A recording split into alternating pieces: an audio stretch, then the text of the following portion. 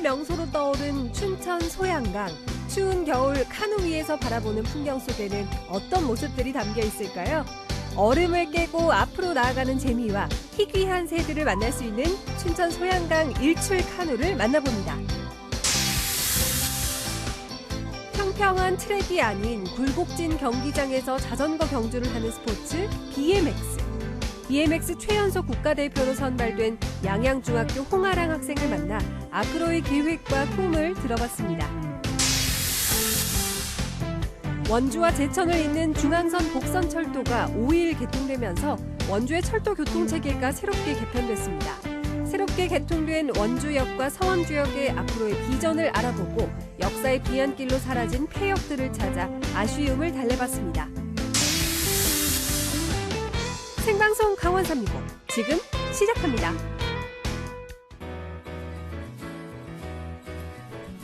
안녕하세요. 1월 12일 화요일 생방송 강원 365 김영석입니다. 안녕하세요. 박명수입니다. 다행히도 추위가 한풀 꺾인 것 같습니다. 어제보다 옷차림을 조금 얇게 입고 나왔는데도 네네. 많이 추운 것 같지는 않더라고요. 다행인 것 같아요. 네. 동장군이 주춤해졌지만 또 하나의 불청객이 찾아왔습니다. 바로 미세먼지인데요. 오늘 밤부터 중국발 오염물질이 유입되면서 전국적으로 대기질이 좋지 않을 것으로 보입니다. 각별히 유의하셔야 될 것 같아요. 네, 걱정이 네. 되는 건 또 한 가지 있습니다. 눈 소식이 들어와 있는데요. 강원 영서 지역 같은 경우 내일 새벽까지 눈 소식이 있습니다. 내일 아침 출근길을 조심하세요. 이동하시고요. 네. 또 교통 혼자 피하실 수 있도록 출근 시간 넉넉히 잡고 나오시기 바라겠습니다.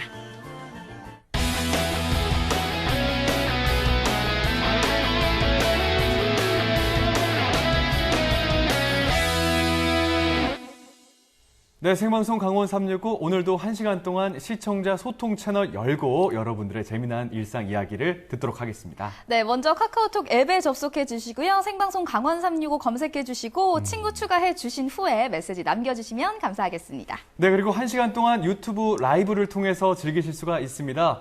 영상 보시면서 유튜브 채팅을 통해서도 여러 가지 이야기 편하게 들려주시기 바랄게요. 그리고 오늘도 특별한 시청자 미션이 준비가 되어 있습니다. 이 겨울이 되면 정말 많이들 드시는 주전부리인데요. 구워 먹어도 삶아 먹어도 맛있는 고구마, 이 고구마로 오늘 삼행시 받아보도록 하겠습니다. 고구마로 삼행시 지어서 카카오톡 앱 그리고 유튜브를 네. 통해서 보내주시면요. 오늘 한 분 선정해서 가습기 보내드리도록 할 테니까요. 많은 네. 참여 부탁드리면서 오늘 생방송 강원 365 1시간 동안 함께해 주실 박진영 리포터 모셔보도록 하겠습니다. 어서 오세요. 안녕하세요. 박진영입니다. 여러분 지난 한 주도 행복하게 잘 보내셨나요? 이번 한 주도 행복하게 보내시길 바라겠습니다. 네. 자, 오늘 첫 소식을 우리 진영 씨가 준비하셨죠? 네, 이제 지난주부터 아주 강력한 한파가 좀 시작이 됐는데 굉장히 추웠죠. 네, 맞아요. 명수 씨 뭐 한파 때 좀 괜찮으셨어요? 저는 한파 때 그냥 집에 있는 거. 사실 밖에 나가면 위험하잖아요. 집 밖은 위험해요. 그래서 저는 집 안에 딱 방콕하면서 사실 추울 때 나가려고 하면 제가 추위를 많이 타서 문을 딱 여는 순간 후회를 하거든요. 집에 얌전하게 있습니다.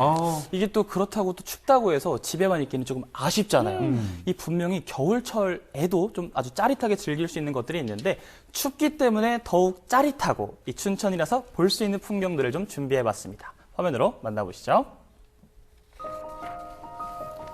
북극에서 불어오는 찬바람으로 대한민국이 꽁꽁 춘베리와 춘천도 얼어붙었습니다.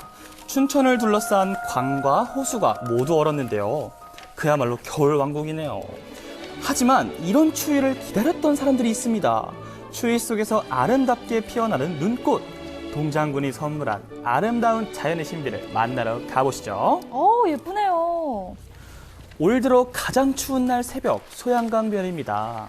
약간 속눈썹 얼지 않습니까? 맞아요, 맞아요. 현재 섭씨 영하 21도이며 21도의 영하. 어떡해요.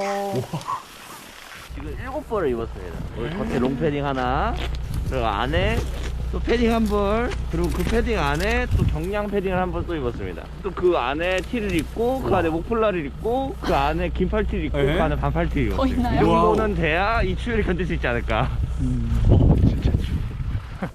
오늘 이 추위에 소양강을 찾은 이유는 인턴 실습 중인 대학생들과 함께 특별한 일출을 보기 위해서인데요. 파이팅 넘치는데요. 궁금합니다. 바로 카누를 타고 해맞이를 하는 겁니다. 오늘 저희를 안내해 주실 조선기 대표님 만나자마자 핫팩으로 인사를 전하시네요. 상고대는 사실상 가봐야지 알 것 같고요. 8시 한 10분 정도 되면 이제 해가 올라올 때 그 전후반으로 해서 물안개가 많이 피어오를 예정입니다. 일출 카누를 탑승하기 위해서는 몇 가지 준비가 필요한데요. 먼저 준비 운동으로 얼었던 몸을 풀어주고 구명조끼를 입는 순간 이제는 돌이킬 수 없습니다. 무조건 함께 가는 거예요. 그리고 마지막으로 안전 교육만 잘 받으면 일출 카누 준비 끝! 서서히 해가 떠오르면서 조금씩 밝아지고 있는데요. 하지만 시간이 갈수록 파고드는 냉기를 막을 수 없습니다. 와. 그때 필요한 건 바로 이 뜨끈뜨끈한 어묵 국물 아니겠습니까? 어떡해요? 저 김이 폴폴 나는 이 어묵 국물. 꿀맛이죠. 감독님 센스가 정말 최고셨습니다. 예. 이거 먹고 출발하도록 하겠습니다. 네. 와. 진짜 맛있다.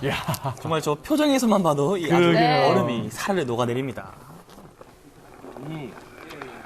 보시다시피 지금 이제 물 안개가 지금 올라오기 시작했거든요. 지금 일출 한 40분 전인데도 불구하고 안개가 이 정도로 올라온다는 거는 오늘 아마 깨끗한 상고대를 보실 수 있지 않을까 기대하고 있습니다. 따끈한 국물로 몸도 데웠으니 이제는 출발할 시간. 일출 카누의 백미인 상고대를 볼 수 있다는 부푼 기대와 함께 소양강 카누 원정대 출격!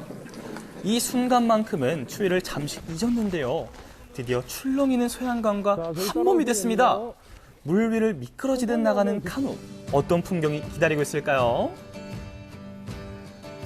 뽀얗게 피어오르는 물안개 속을 유유히 가로지르는 카누들. 시간이 지날수록 풍성해지는 안개만큼 상고대를 볼 수 있다는 기대도 커져만 갑니다. 좀 그림 같네요. 그리고 동쪽 하늘을 붉게 물들이며 떠오르는 태양. 드디어 카누 위에서 일출을 맞이합니다. 황금빛으로 물드는 소양강 물안개. 일출 명소의 소양강 일출 카누 추가요! 소양강 안개 위로 떠오르는 태양을 봤으니 다음은 상고대 차례! 지금 이 정도면은 이렇게 올라와야 되는데 피다가 말았어요, 상고대가.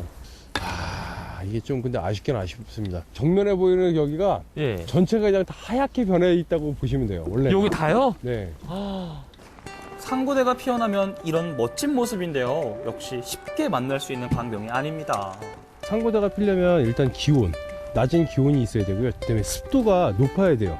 습도가 굉장히 높아야지만 이게 습도가 낮아버리면은 그 수증기, 물에 있는 그 수증기가 잘 달라붙지를 않거든요.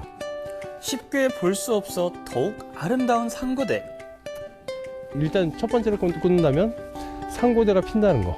하얗게 이렇게 흐드러진 이 버드나무 군락을 본다면은 정말 추위는 저리 가라 할 정도로 굉장히 멋진 풍경. 그것이 매력이라고 저는 생각이 듭니다. 상고대의 매력에 푹 빠진 또 한 분이 계십니다. 수십 년째 상고대 사진을 찍고 계신 신길복 작가님.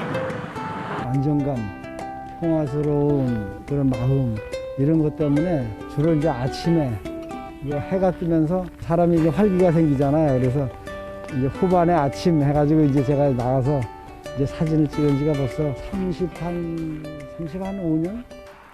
상고대 명소로 소문난 춘천 소양강.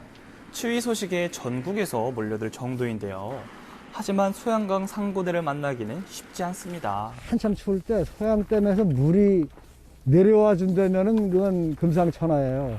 그냥 완전히 백색의 향연이 되는데 그렇지 않고서는 뭐 오늘 같은 그 상당한 추운데도 상고대가 전혀 안 피해가지고 외지에서 사람들이 엄청 왔습니다. 뭐 차가 거의 뭐 한 수십 대가 와가지고 카메라 쫙 받쳐놓고 다 있는데 오늘 뭐 다 그분들도 그 고생만 했습니다. 상고대 보기가 쉽지 않았습니다, 오늘. 조건이 맞지 않아 상고대를 볼 수 없어 아쉬웠지만 소양강 일출 카누에는 다른 매력들도 가득합니다. 오, 대표님! 얼어있는 강을 헤치며 앞으로 나가는 아이스 카누잉. 와, 좋겠네요. 그런데 이런 매력도 있어요. 네? 얼음 깨지는 소리 보세요. 그 소리 들리시죠? 신기하네요.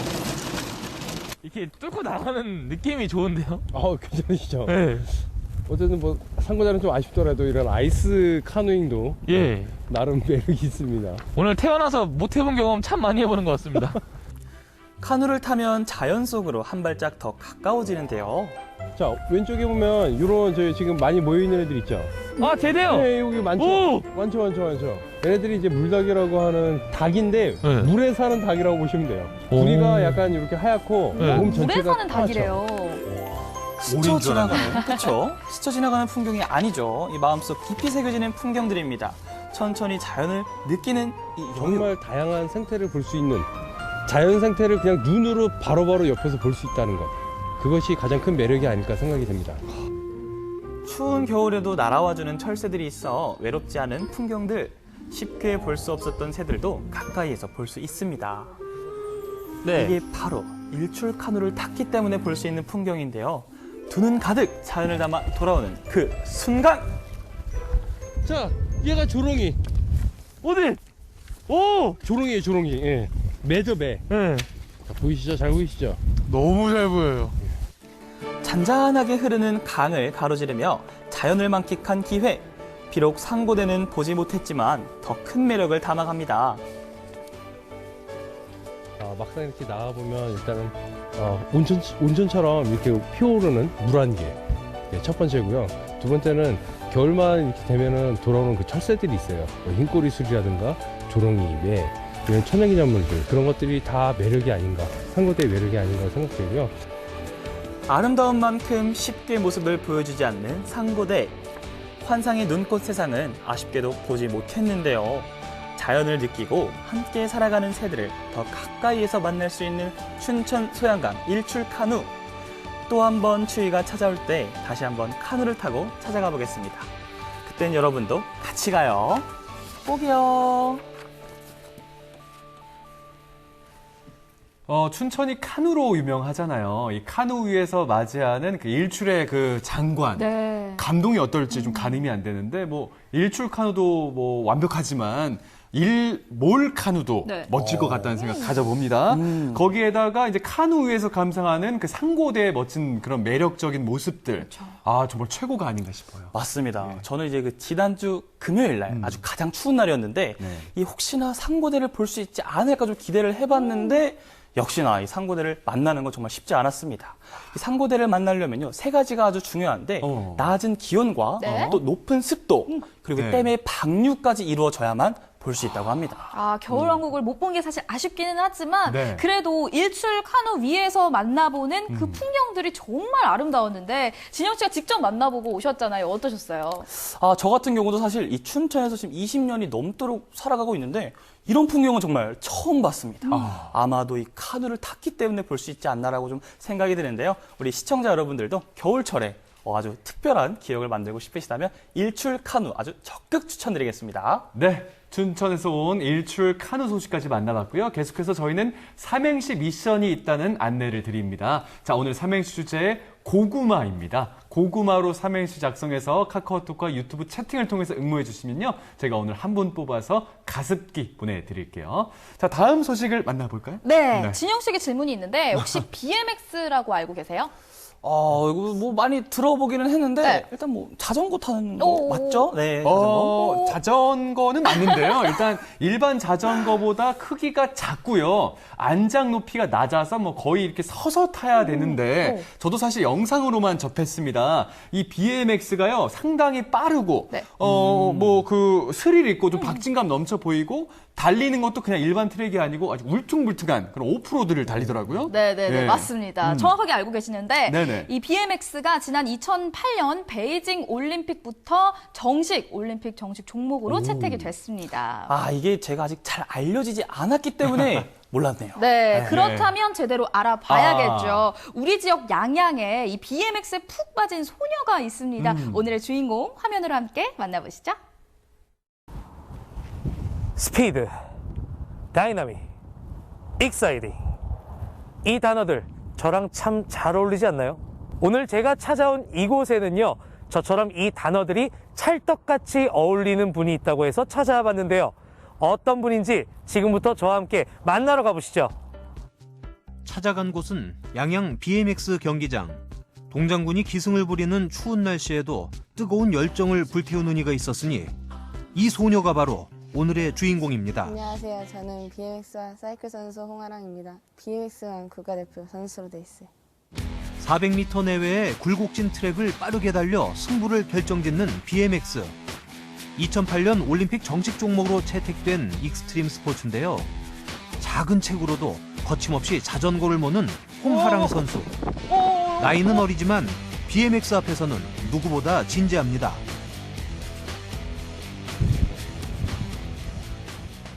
와, 여러분 보셨나요? 지금 숨을 잘 못 쉬겠어요. 야, 정말 대단합니다. 안녕하세요. 안녕하세요. 우리 홍아랑 선수 맞죠? 네. 야, 정말 대단합니다. 진짜 깜짝 놀랐어요. 지금 보여준 경기가 종목 이름이 뭐예요? BMX예요. BMX. 할 때 무섭진 않아요? 네. 그러니까 처음 시작할 때는 무서웠는데 이제 계속 타면 탈수록 괜찮아졌어요. 대단하다. 전 이거 안 될 것 같거든요. 근데 진짜 위험해 보이는데 혹시 부상이나 이런 위험도 있을 것 같아요. 네. 있어요? 부상 위험이 있구나. 어떻게 시작하게 됐어요? BMX 종목인지 정확히 모르고 이제 엄마가 속았구나. 잠깐만. 처음엔 BMX인지 정확히 몰랐는데 엄마가 그 주말에 일 때문에 같이 이렇게 못 놀아주시니까 자전거를 한번 태워보자고 그냥 탔는데 이렇게 됐어요. 우연히 배운 자전거는 소녀의 인생을 바꿔놓았는데요. 작년 11월 양양에서 열린 BMX 2차 국가대표 평가전. 긴장감 때문인지 스타트는 다소 늦었지만 흔들리지 않고 경기에 집중한 끝에 가장 먼저 결승선을 통과했습니다. 쟁쟁한 선수들을 물리친 홍아랑 선수는 1, 2차 평가전에서 종합 2위를 기록, 최연소 국가대표로 선발됐는데요. 뿐만 아니라 작년에 열린 전국 사이클 선수권 대회에서도 3위를 기록하는 등 사이클에서도 남다른 재능을 보이고 있습니다. 와, 진짜 잘 타네요. 네. 사이클도 진짜 수준급으로 타는 것 같아요. 네. 코치님, 우리 홍아랑 선수가 BMX만 잘 타는 줄 알았더니 사이클도 굉장히 수준급으로 보이거든요. 네, 맞습니다. 네. 실제 사이클 실력은 어느 정도인가요? 초등학교 때부터 BMX만 계속 타다가 지금 사이클로 전향을 5월 달에 저를 만나서 전향을 했는데 사이클 입문 47일 만에 여자 중등부 1km 개인 출발해서 진짜 1학년이 기록을 세울 수 없을 정도의 그 기록으로 1분 24초의 기록으로 3위에 입상을 했습니다. 와. 네네. 장소를 옮겨 좀 더 진솔한 얘기를 나눠봤는데요. 야, 하랑이 타는 거 보고 삼촌팬 됐어요, 삼촌팬. 어떻게 이렇게 잘 타지? 하랑아, 순대국밥 좋아해, 원래? 아니요. 아니 그냥 그래. 그냥 그래? 오해할까봐 얘기하는 건데, 여기 우리가 오자고 한 거 아니다. 코치님이 여기로 정해두셨어. 하랑아, 그러면 부상 제일 심하게 당했을 때가 언제야? 손가락 다쳤어요. 손가락? 또 얼마 정도 훈련 못했어, 그러면? 2, 3주 정도 됐어요. 2, 3주 정도?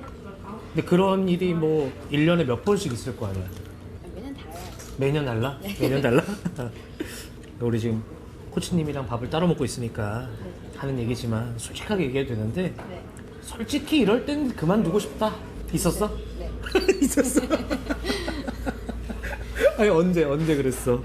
시즌 마지막 대회 때마다 질 때가 있어가지고. 징크스 같은 게 있구나. 아니 징크스는 아니에요. 징크스는 아니야? 그 정도는 아니다. 네. 양양엔 언제 온 거야? 5월달 됐어요. 2020년 5월. 와서 친구를 많이 사귀었어? 네. 아 진짜? 되게 빨리 사귀었다. 네. 근데 친구들이 하랑이가 이제 자전거 타고 대회 나가고 이런 거 보면은 되게 신기하겠다, 그치? 그거밖에 할 얘기가 그렇게 없니? 아니 아직 한참 놀고 싶은 나이인데 자전거 타는 거보다 친구들이랑 놀고 싶지 않아? 놀고 싶을 때가 많아요. 그치? 근데 그럼에도 불구하고 자전거를 계속 타고 훈련을 열심히 하고 이유가 있을 거 아니야? 대회를 한 번 하면 할수록 목표가 생기기 때문에. 목표가 있어? 초등학교 때부터 각종 대회를 휩쓸며 실력을 인정받은 홍아랑 선수. 그동안 받은 상장과 트로피만 해도 수십여 개에 이르는데요. 자, 지금 국대방 입성합니다. 국대방 입성. 우와, 저기 뭐야? 이거 다 메달이에요, 이거? 네. 우와, 몇 개야 이게? 처음 타고 나서부터 이만큼을 지금 다 받은 거예요? 네. 아니, 저 옆에도 있는 것 같은데? 저것도 다? 네. 아니, 이게 상이 몇 개야? 이게 다 상장이에요? 네. 에이, 똑같은 거 복사해놨겠지. 이야, 이게 다 그간 땀 흘려 얻은 노력의 결과물입니다. 정말 대단하죠? 새삼 제가 막 갑자기 막 자랑스러워지고 또 제가 뿌듯해집니다. 이 삼촌 팬의 마음이 이런 건 것 같아요. 네. 그러면 지금까지 나갔던 대회들 중에 네. 혹시 또 기억에 남는 대회 있어요? 일본 오사카 대회 때가 제일 기억에 남아요. 2019년 때. 19년. 네. 재작년 10월 일본 오사카에서 열린 BMX 대회. 규모가 제법 큰 국제대회에서 당당히 1위를 거머쥐었습니다. 그게 왜 기억에 남아요? 그 전에도 일본을 여러 번 갔었는데 그때도 대회를 몇 번 나갔었거든요. 근데 그때는 진짜 이기지도 못했던 애들을 이 대회에서는 다 이겨버려가지고 내가 이길 생각을 못했어요. 근데 생각보다 되게 잘 타서. 그거 말고 또 혹시 또 기억에 남았던 대회 있어요? 국가대표 선발전 때. 선발전 때? 네. 아무래도 국가대표 선발전이니까 긴장도 더 많이 됐을 것 같아요. 네. 그럴 때는 어떻게 해결을 해요? 긴장될 때요? 딱히 해결하는 건 없어요. 아니, 무슨 이렇게 어린 친구가 멘탈이 이렇게 좋아요. 저는 긴장되면 막 어쩔 줄을 몰라서 안절부절 못하거든요. 대단하다. 아직 어린 나이지만 가슴에 태극마크를 달고 새로운 출발선에 선 홍아랑 선수. 하랑 선수는 앞으로의 꿈이 있다면? 네. 원래는 국가대표 대기였는데 이젠 국가대표가 되었기 때문에 세계 챔피언입니다. 자, 그러면 미래의 내가 네. 이제 올림픽 메달 결정전을 앞두고 있어요. 네. 그 미래의 나에게 하고 싶은 말이 있다면? 하랑 안녕. 다시 할게요. 하랑 안녕. 10년 후에는 월드 챔피언이 되어서 여러 시합을 하러 나가겠지. 거기서도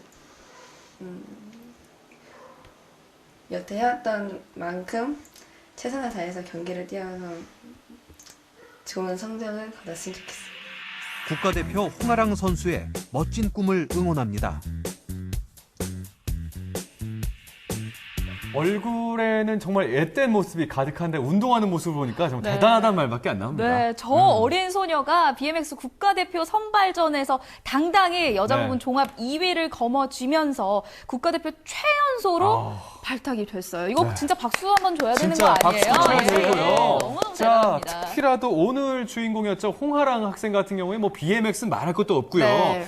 전국 사이클 선수 대회에서도 3위의 성적을 거뒀습니다. 그러니까 사이클 대단해요. 분야에서도 두각을 나타내고 있죠. 앞으로 홍하랑 학생의 그 무한한 그런 발전 기대해도 좋을 것 같습니다. 네, 근데 아까 보니까 이 훈련이 굉장히 고되고 힘들 것 맞아요. 같더라고요. 네. 정말 끝까지 최선을 다해서 앞으로도 좋은 소식 많이 기다리도록 하겠습니다. 네, 저희도 함께 응원하도록 하겠습니다.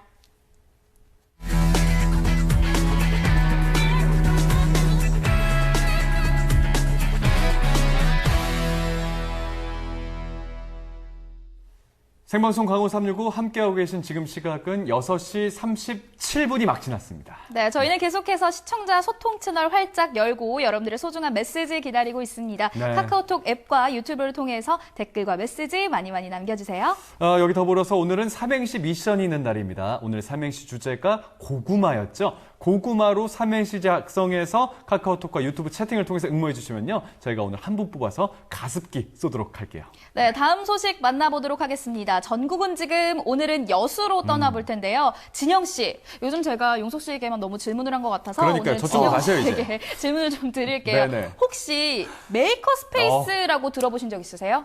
또 다행인 게 네. 아는 겁니다. 오. 그래서 다양한 재료와 이제 장비로 이제 뭐 소비자가 원하는 그 물건을 여기서 포인트 즉석에서 뚝딱뚝딱 만들어내는 작업 공간을 말하는 거죠. 눈빛 보세요. 오, 하나 알았다. 정확하게 알고 계시네요. 자, 4차 산업혁명 시대를 맞이해서 우리 진영 씨가 잘 설명해준 이 메이커 스페이스에 대한 관심이 날로 높아지고 있는 요즘인데요. 여수에 있는 한 고등학교에서는요, 뭐 VR 교육, 드론 교육, 그리고 뭐 코딩, 그리고 3D 프린터, 여러 가지 이 메이커 스페이스에 관한 교육이 진행되고 있다고 합니다. 그 교육의 현장 함께 만나보시죠. 오늘은 뭐 등산 특집인가요? 산에 올라와, 산에. 여기 뭐야? 여수공업고등학교? 고등학교를, 학교 다닐 때 수업을 안 들었어요. 그리고 제가 나이가 몇 살인데 좀 동안이긴 하지만 고등학교는 좀 그렇지 않습니까? 이건 아닌 것 같은데. 이거 뭐야? 초등학생들 아니에요? 초등학생들인데 고등학교를 뭐하러 가는 거예요? 저희 메이커 스페이스에 공부하러 가요. 메이커 스페이스? 메이커 스페이스 공부하러? 같이 가자. 같이 가. 나이 불문, 직업 불문. 고등학교에서 펼쳐지는 미래 체험 교육 프로그램의 세계. 여수 공고 메이커 스페이스를 소개합니다. 여기 공부한다는 거. 여수공업고등학교 메이커 스페이스 여기 맞는 것 같은데. 안녕하십니까? 네. 반갑습니다. 안녕하세요. 야, 여기 맞네. 벗기만 했을 때 무슨 뜻인지 모르겠거든요. 어떤 곳인지 소개해 주시죠. 여러 사람들이 같이 모여서 창작하는 공간으로 구성되어 있는 곳입니다. 근데 우리 학교 메이커 스페이스는 4차 산업 관련 체험학습과 교육 활동을 하는 곳으로 안에 여러 가지 시설들이 구비되어 있습니다. 여수 공고 교사들과 학생들이 주축이 돼 만든 미래형 무료 체험 교육 공간 메이커 스페이스. 여기네. 4차 산업시대가 아직은 생소하다는 분들도 VR, AR에 대해서는 들어보셨죠? 하지만 메이커 스페이스의 VR은 즐기는 체험과는 좀 다릅니다. 네, 여기서 학생들한테 실제로 실습에 들어가기 전에 VR 실습은 시간과 공간의 제약 없이 언제든지 와서 이용할 수 있기 때문에 선호도가 굉장히 높습니다. VR 체험을 해봄으로써 좀 위험한 아크 용접을 좀 미리 좀 안전하게 연습할 수 있을 뿐만 아니라 실전에 들어갔을 때 좀 자신감 있게 할 수 있을 것 같습니다. 그럼 혹시 저도 체험을 할 수 있나요? 예, 언제든지요. 지금 바로 해보시죠. 그럴까요? 한번 해보죠. 예. 쓰고 하는 거야? 이럴 거면 제가 머리 세팅을 안 했죠. 쓰는 거예요. 초점 맞춰가지고. 얘는 머리에 뒤에를 쓰고. 오케이. 아래에 보이는 철판 모재에다가 이 용접봉을 갖다 대서 실제로 용접을 하시는 것처럼 진행을 하시면 됩니다. 태어나 처음으로 용접이란 걸 해봤다는 리포터. VR 용접 체험 어땠나요? 야, 이거 재밌네요. 무언가 진짜 손의 느낌도 그렇고 완벽하게 진짜 실제로 하는 느낌이 좀 있네요. 메이커 스페이스 VR 콘텐츠는 총 40개. 화재 예방처럼 안전과 직결된 콘텐츠는 초등학생 교육용으로 추천할 만하겠죠. 무한한 상상을 현실로 만들어가는 이 공간의 핵심은 4차 산업혁명 시대의 시그니처 3D 프린터. 그중 시선을 끄는 게 있었으니 다른 프린터랑 좀 다른데 이거는? 네, 이건 저희가 가지고 있는 기자재 중에 가장 고가의 기자재입니다. 이거는 기존 프린터와 다르게 액체를 사용해가지고 출력하는 거라 실제로 의료용으로 사용해서 이렇게 치아나 골반 같은 걸로도 사용하고 있는 기자재입니다. 중학생들에게 특히 인기가 많다는 3D 프린터 체험 프로그램에선 자신이 직접 디자인한 물건을 8대 3D 프린터를 통해 만들어 볼 수 있습니다. 교재, 교구에서 기계 부속, 모형까지 제작 가능한 종류도 무궁무진. 이번에 크리스마스 기념으로 애들이 한 거 만든 거거든요. 이야, 그러면 저는 오늘 못 만드는 건가요? 오늘은 대신 이제 3D 펜으로 그 체험을 대체하면 될 것 같습니다. 3D 펜? 네네. 펜에 꽂은 필라멘트를 녹여 입체감 있는 작품을 만드는 3D 펜은 짧은 시간에 다양한 제품을 만들 수 있는 게 특징이죠. 해볼까요? 자, 예쁘게 뜨더라. 이게 원래 이렇게 다 채워야 되는데 시간이 없는 관계로 제가 이 정도만 모양을. 네, 아주 잘하셨습니다. 자, 여러분, 자, 보세요. 완벽하지 않습니까? 자, 이번엔 어떤 수업일까요? 여기는 지금 LED 이제 그 바를 이용해서 직접 그림을 그리고 그걸 조명으로 완성까지 하는 수업을 합니다. 원하는 그림을 아크릴 바 아래에 놓고 따라 그리는 아크릴 무드 등 만들기. 블링블링한 이 작업에도 4차 산업 기술이 적용된다는데요. 그림이나 글자 같은 것들을 각인시키거나 커팅하는 장비입니다. 야, 우리 친구가 4차 산업에 지금 들어와 있습니다. 이제 레이저 커팅기에서 나오는 빛을 눈을 보호하기 위함으로써 착용하고 있는 중입니다. 빛을 눈을 소중하니까. 아, 체험 이 정도는 해줘야지 4차 산업에. 혹시나 하시다가 최고난이도 작품 덕에 4차 산업을 더욱 진하게 배우게 된 리포터. 심리적으로 좀 불안한 사람들한테 굉장히 이제 정신적으로 안정감을 줄 수 있고 집중력을 높여줄 수 있는 또 좋은 프로그램입니다. 그래요. 마음의 안정이 좀 확실하게 오네요. 화도 좀 나기도 하는데. 배움의 여정이란 역시 길고도 험한 법이죠. 로봇들의 열띤 배틀이 한창인 이곳은 코딩 수업 공간, 이름하여 로봇마스터 코딩입니다. 제가 보기에는 상당히 좀 힘든 프로그래밍이 좀 들어갈 것 같은데 이거 좀 배우려면 쉽지 않은 거 아닌가요? 코딩이요. 어렵게 보이는데 사실 이런 블록 코딩 같은 걸로 해가지고 엄청 쉽게 할 수 있거든요. 초보자분들도. 여기서 공격이 간다. 오! 막 여기서 공격이 간다. 딱 쳤다. 이렇게 해가지고 바로 반응형으로. 아, 방어가 되는구나. 네. 이렇게 딱 치게 되면 오, 야. 저거 뒤에 화면만 계속 보고 계시면 미래시대 필수 언어라 불리는 코딩을 로봇을 통해 보다 쉽게 배울 수 있는 체험. 이게 지금 프로그래밍으로 되는 거구나. 자, 그럼 로봇 모의 전투를 통해 코딩의 세계에 입문해 볼까요? 학생들이 직접 코딩한 로봇들의 한판 승부.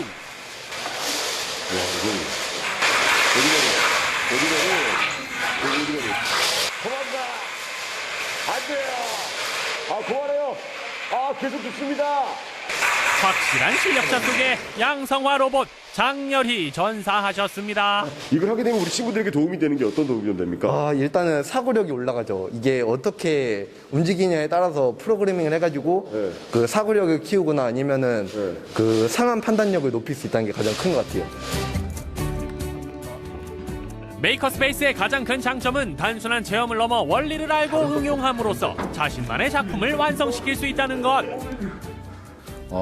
저희 학생들이 만든 모형 자동차라고 하는데요. 학생들이 직접 디자인을 해서 이런 카우를 만들었고, 이 바퀴를 보시면 3D 프린터로 직접 만들어서 바퀴를 만들었고요. 앞에 보시면 이 범퍼 같은 경우에 레이저 커팅기를 이용을 해서 앞에 이렇게 전체적으로 충격을 완화시켜 줄 수 있게끔 이렇게 자리를 잡았습니다. 4차 산업시대에 빼놓을 수 없는 것, 바로 드론이죠. 취미용에서 산업용까지 여수공고 메이커스페이스에선 다채로운 드론의 세계를 경험할 수 있습니다. 그런데 이 공처럼 생긴 것도 드론 맞나요?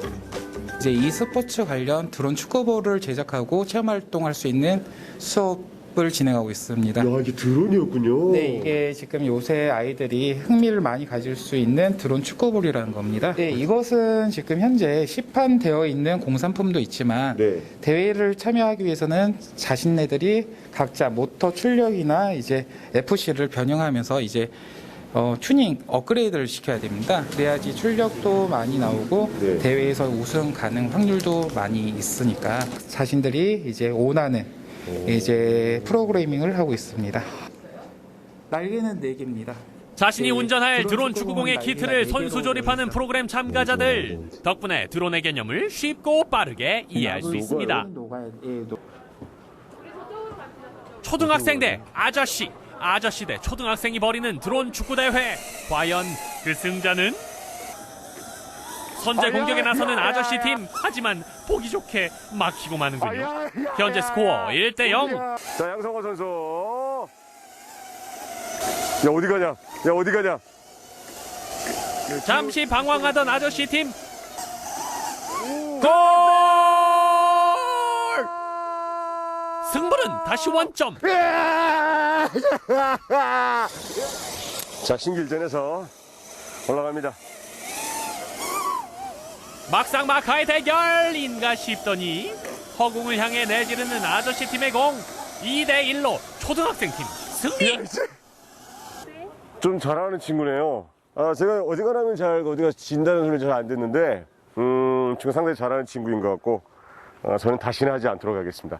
근데 어린 친구들에게 과학적으로 뭔가 한 걸음 다가서는 좀 도움이 될 것 같고, 어린 시절부터 이런 걸 좀 배운다고 하게 되면 앞으로 우리 친구들이 성장해가는 과정에 있어서 큰 도움이 될 거라는 생각도 좀 많이 듭니다. 여수공업고등학교가 4차 산업혁명에 대비한 그런 많은 활동들을 함으로써 우리 여수뿐만 아니라 또 우리 전남 지역의 지역민들에게도 활용 공간을 제공할 수 있다는 데 대해서 굉장히 많은 자부심을 느끼고, 또 앞으로 발전된 메이커들을 위한 그런 그 활용 공간으로 이렇게 제공될 수 있기를 바랍니다.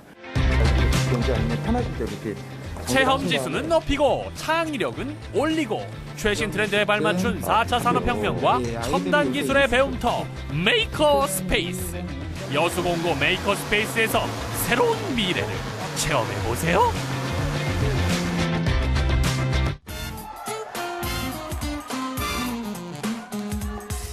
얼마 후 군대를 간 우리 둘째 아들 민병헌, 국방의 의무 잘 마치고 몸 건강히 잘 있다 와라. 그리고 큰아들 민병준, 내년에 꼭 취직해야 된다. 강원 도민의 365일, 강원 365가 함께합니다. 언제나 강원도민과 365일 함께하는 생방송 강원 365입니다. 네, 다음 소식 만나볼게요. 지난 5일이었죠. 강원도 원주와 충북 제천을 잇는 이 복선 전철이 개통이 됐습니다. 이로써 중앙선 고속철도 시대가 열리게 된 거죠. 네, 이제 또 원주에서 서울 청량리역까지 50분 안쪽으로 도착을 한다고 하는데, 저도 아직 사실 타보진 않았거든요. 생각만 해도 설렙니다. 그래서 오늘은 새롭게 개통된 원주역을 둘러보고요. 마지막 열차 운행까지 잘 수행했던 반곡역의 이 저녁 풍경까지 함께 담아봤습니다. 함께 만나보시죠. 원주와 제천을 잇는 중앙선 복선철도가 지난 5일 개통을 했습니다. 이로써 80여 년 동안 원주의 관문 역할을 해오던 원주역과 간이역들은 역사 속으로 사라지게 됐고요. 새롭게 이전한 무실동 원주역과 서원주역 등이 새로운 교통의 허브로 자리 잡게 되었습니다.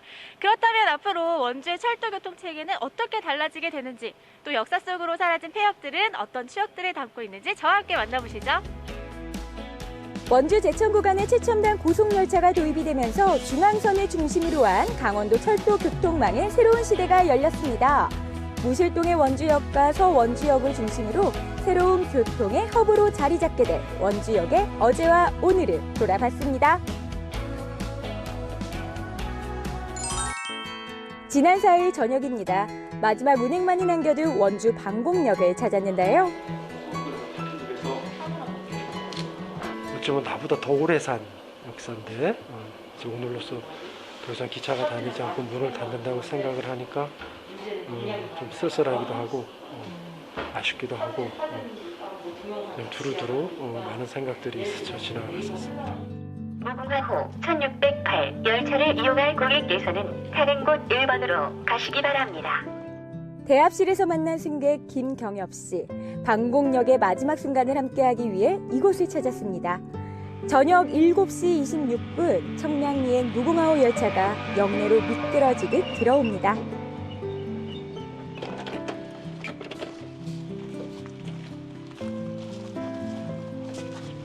그리고 마지막 기차에 몸을 싣는 경엽 씨. 방곡동과 서울, 부산 등 타 지역을 연결해주던 반곡역이 80년의 임무를 마치고 긴 여운이 남긴 채 역사의 뒤안길로 사라지는 순간입니다.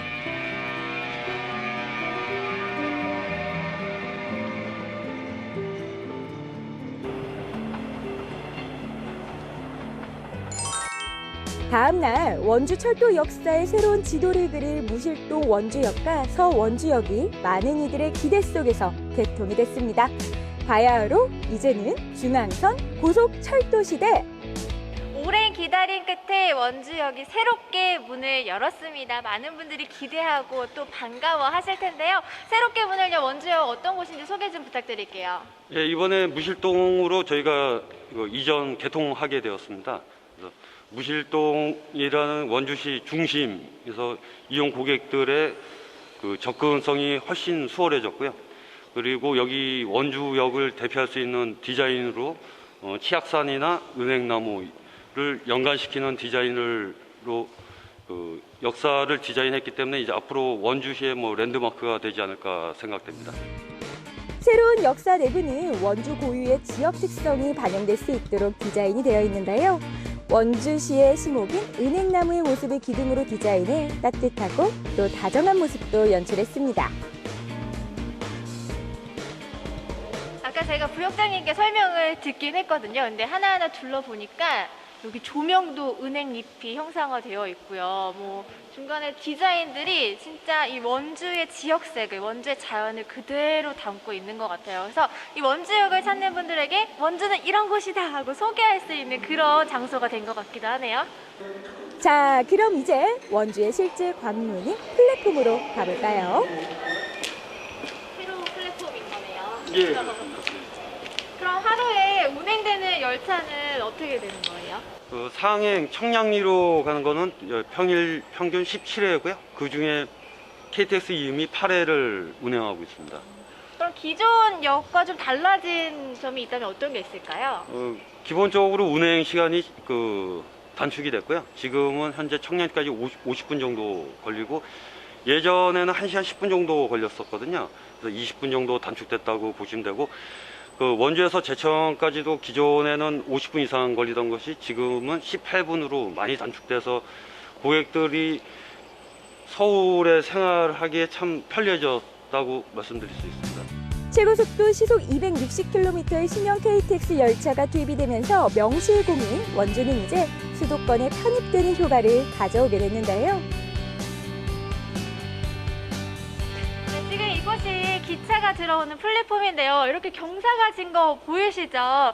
이 저상호, 낮은 쪽으로는 무궁화 열차가 들어오게 되고요. 또 높은 고상홈으로는 KTX 열차가 들어오게 됩니다. 그래서 아무래도 이렇게 열차 이용하실 때 헷갈리지 않도록 좀 기억을 해두셔야 될 것 같고요.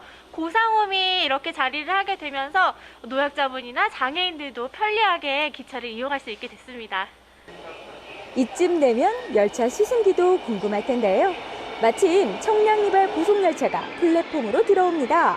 새로운 고속열차를 체험한 이용객들은 어떤 편리함이 느꼈을까요?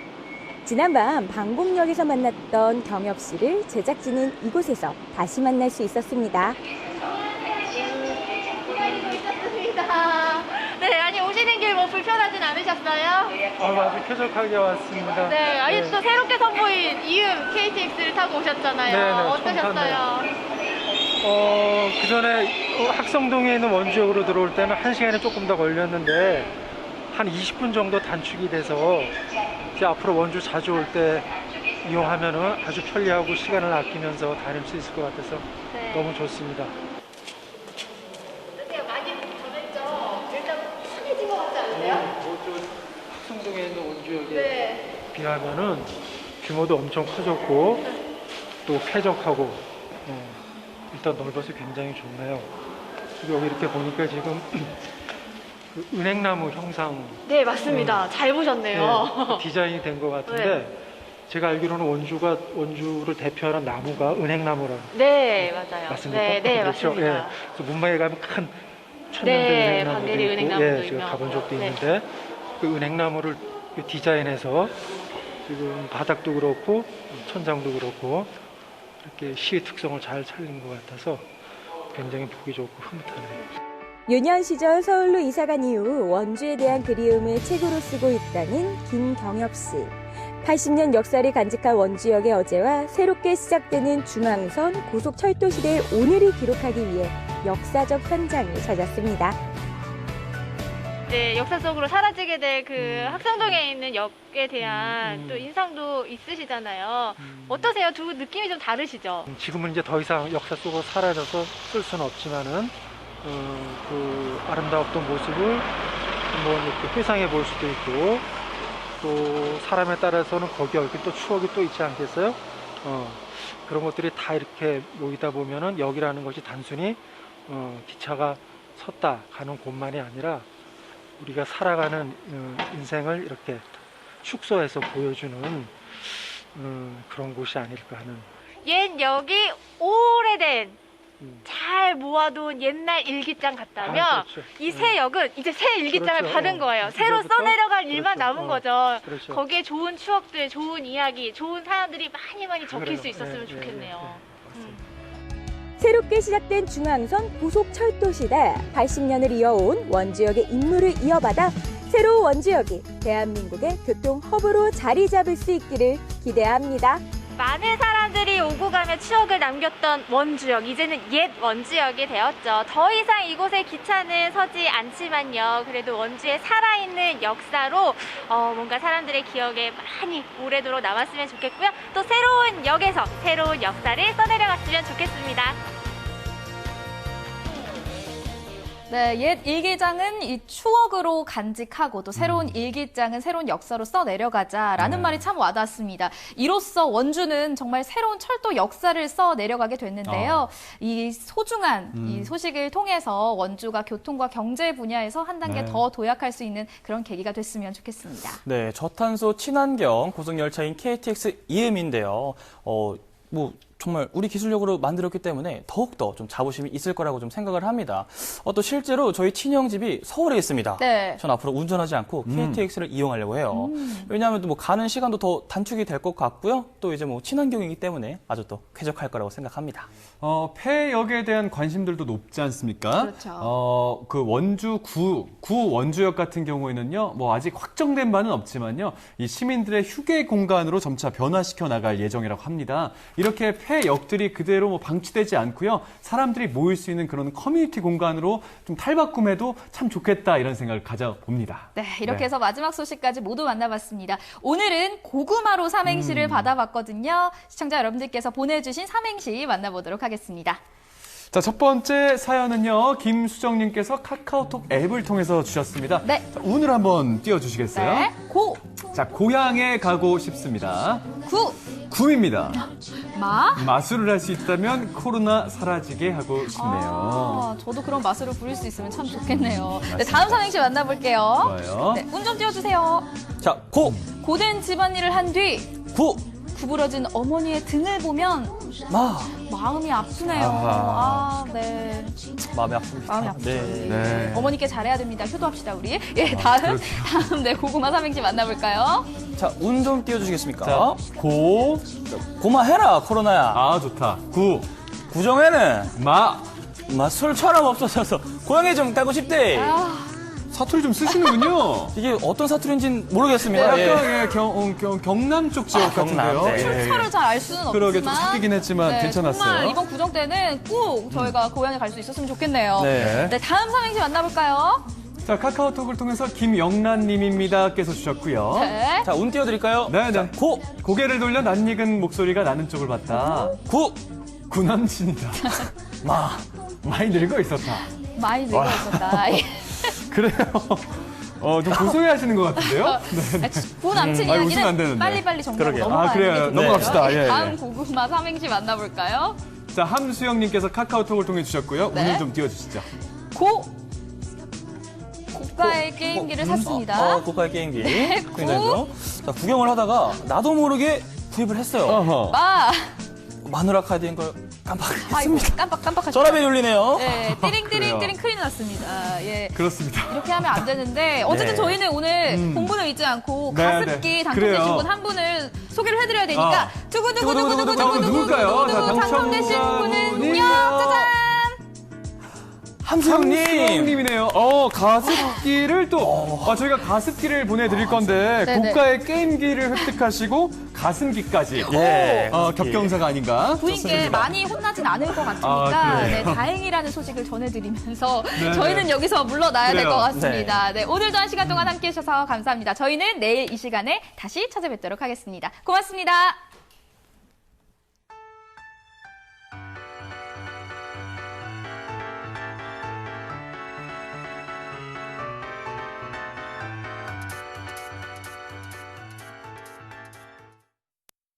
이 프로그램에 참여해주신 분들께는 주식회사 한일전기에서 가정용 전자제품을 드립니다.